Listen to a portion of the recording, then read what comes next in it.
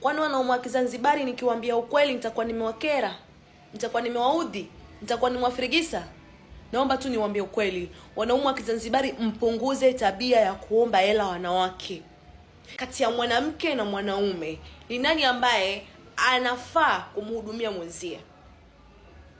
Mimi hili swali naomba nipeleke kwa watu wa Kizanzibari, ama katika jamii ya Kizanzibari, ama watoto wa Kizanzibari.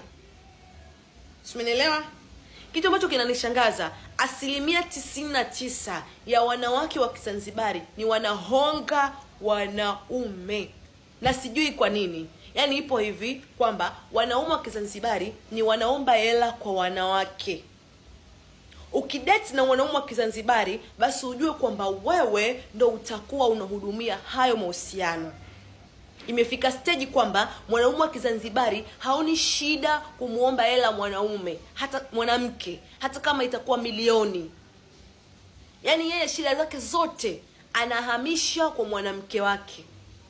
Unakuta mtoto wa kiume anakulaumu kabisa, shame on you, sijui na nini, mimi nina mwanamke lakini ona ninavovaa, ona simu ninayotumia, ona sijui hivi, ona maisha yangu yako hivi, wakati wewe upo. So jibu lako ni nini? Mtoto wa kiume anaongea hivyo.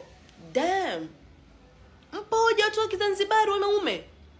Yaani wewe ni mtoto wa kiume, badala utafute kazi, yaani wewe ndio mhudumia mwanamke wako, eti wewe ndio unafanya kazi ya kuhudumiwa, ya kuomba hela kwa mtoto wa kike. And then watoto wa kike wa Kizanzibari wao hawaoni shida. Yaani ni mtu anaihari bora aende akadanganye kwa mzazi wake, akaibe kwa mzazi wake, akope, aende akampeleke hela mwanaume wake.